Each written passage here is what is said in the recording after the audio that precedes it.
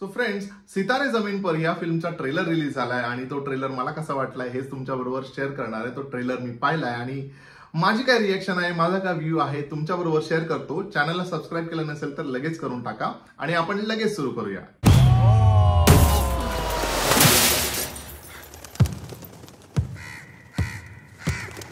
ये क्या है?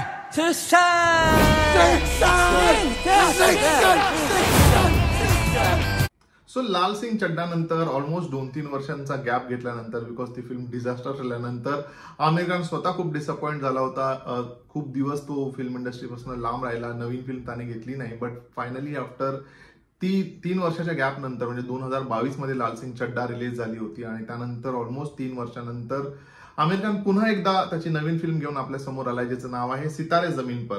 सो लाल सिंग चड्डा आणि ह्या फिल्म मध्ये काय कॉमन आहे? वेल, ही एक रिमेक असणार आहे। सितारे जमीन पर ही एका स्पॅनिश फिल्मचा रिमेक असणार आहे, जिचं नाव आहे चॅम्पियन्स। मी दोन्ही फिल्मचा, म्हणजे त्या चॅम्पियन फिल्मचा देखील ट्रेलर पाहिला आणि जेव्हा मी कम्पेअर केलं ह्या ट्रेलर बरोबर, सो बऱ्याचशा अंशी तो ट्रेलर जसाच्या तसा किंवा स्टोरी जशीच्या तशी मला वाटते, इन्क्लुडिंग कॅरेक्टर्स। म्हणजे सीन तर आहेतच, म्हणजे जे स्पॅनिश फिल्मच्या ट्रेलरमध्ये मी पाहिले तसेच्या तसे सीन ह्या हिंदीच्या ट्रेलरमध्ये देखील मला दिसले आणि कॅरेक्टर्स देखील जसेच्या तसे ऑलमोस्ट कॉपी केले गेले आहेत। त्यामुळे काय वेगळं पाहायला मिळणार आहे किंवा ज्यांनी ती ऑलरेडी पाहिली त्यांचा हिरमोड होणार आहे का, आय डोंट नो। रिलीज झाल्यानंतरच आपल्याला कळेल। बट मला फर्स्ट टाइम पाहिल्यानंतर, कारण मी ती स्पॅनिश फिल्मही नाही पाहिली, त्यामुळे मला फर्स्ट टाइम पाहिल्यानंतर मला काय वाटलं तर एक मला जो फॅक्टर वाटला ना, की आमिर खानची फिल्म येण्याआधी खूप जास्त हवा केली जाते, खूप जास्त अनाउन्समेंट होतात सोशल मीडियावर, अनेक प्लॅटफॉर्मवर। पण तसं काही ह्या फिल्मच्या बाबतीत होताना दिसलं नाही आणि आय डोंट नो काय कारण आहे त्याचं। ऑल ऑफ अ सडन तो ट्रेलर रिलीज केला गेला विदाउट एनी प्रायर अनाउन्समेंट किंवा एनी काय म्हणतात ना, ते एक माहोल क्रिएट न करता डायरेक्टली त्या फिल्मचा ट्रेलर रिलीज केला गेला होता। अदरवाईज आमिर खानच्या फिल्म या स्पेशल ओकेजन्स लाईक दिवाळी म्हणा किंवा क्रिसमस अशा वेळेस येतात। But I don't know what is the reason, पण मला थोडंसं हे अनयुज्युअल किंवा आधी न झालेलं असल्यामुळे कदाचित मला हे वेगळं वाटलं। पुढे सांगायचं तर ऑफकोर्स आमिर खान आपल्याला बास्केटबॉल कोचच्या भूमिकेमध्ये आपल्याला दिसतोय। शुरू करेंगे बॉल पासिंग से।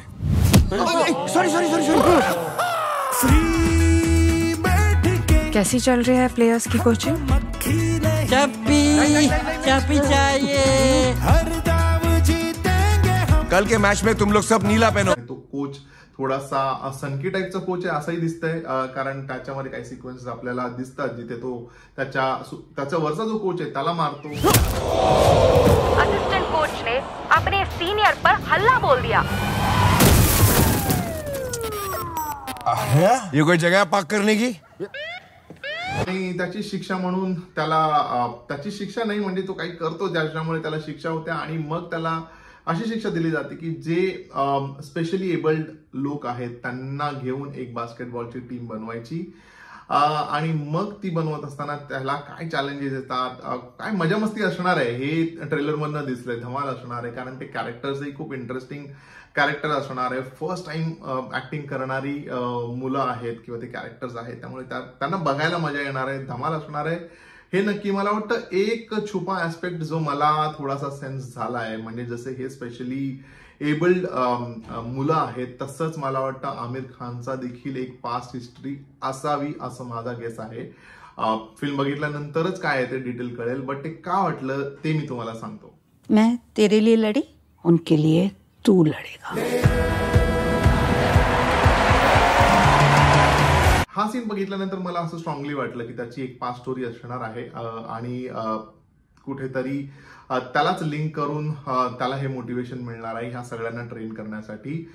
जेनेलिया देशमुख देखील या फिल्ममध्ये आपल्याला ट्रेलरमध्ये दिसते, पण तिचं काय एक्झॅक्टली कॅरेक्टर असणार आहे ते सध्या तरी फार काही रिव्हील केलं गेलं नाहीये। मला वाटतं आय डोंट नो त्यांचा पुढचा ट्रेलर येणार आहे का, बिकॉज लवकरच रिलीज देखील अनाऊन्स केली आहे, जूनमध्येच या फिल्मची रिलीज देखील आहे। त्यात पूर्वी आपल्याला काय काय बघायला मिळणार आहे, जर दुसरा ट्रेलर आला तर त्यात कदाचित जेनेलियाचं कॅरेक्टर थोडं अजून कळू शकतं। बट याच्यात मला वाटतं एक छोटंसं झलकमध्ये एवढं कळलं की त्याचा लव्ह इंटरेस्ट किंवा म्हणजे त्याला आवडणारी व्यक्ती असं काहीतरी कॅरेक्टर असावं, बट तेवढ्यासाठीच तिचं कॅरेक्टर लिमिटेड असेल का हे तर फिल्म किंवा पुढचा ट्रेलर आल्यानंतरच आपण सांगू शकतो। बट आतापुरतं तरी एवढंच कळलंय. बट मला वाटतं फिल्ममध्ये एक चांगला मेसेज देखील असणार आहे.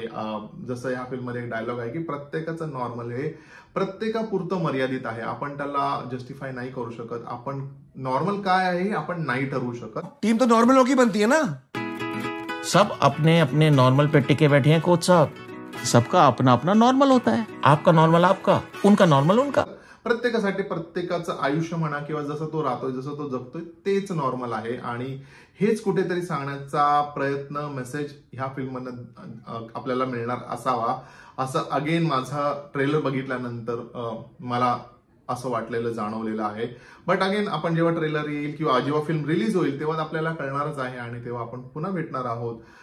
पण एक ओव्हरऑल इंटरेस्टिंग आणि मला वाटतं हसायला लावणारी, ऍट द सेम टाइम थोडं आपल्याला इंट्रोस्पेक्ट करायला लावणारी किंवा स्वतःबद्दल विचार करायला लावणारी अशी देखील फिल्म असणार आहे. हे आपल्याला डेफिनेटली ट्रेलरमधनं मला तरी असं जाणवलंय. बट तुम्ही पाहिलाय का हा ट्रेलर आणि पाहिल्यानंतर तुम्हाला कसा वाटलाय? एक्साइटिंग वाटला का? आतापर्यंत आमिर खानने फिल्म केल्या होत्या त्याच्याशी कम्पेअर करता कसा वाटतं? किंवा तारे जमीन पर ज्याचा सिक्वेल म्हटला जातोय हा त्याला कम्पेअर केल्यानंतर तुम्हाला काही वाटतंय का? मला कॉमेंट करून सांगा. आपण भेटूया लवकरच. तोपर्यंत स्टे ट्यून.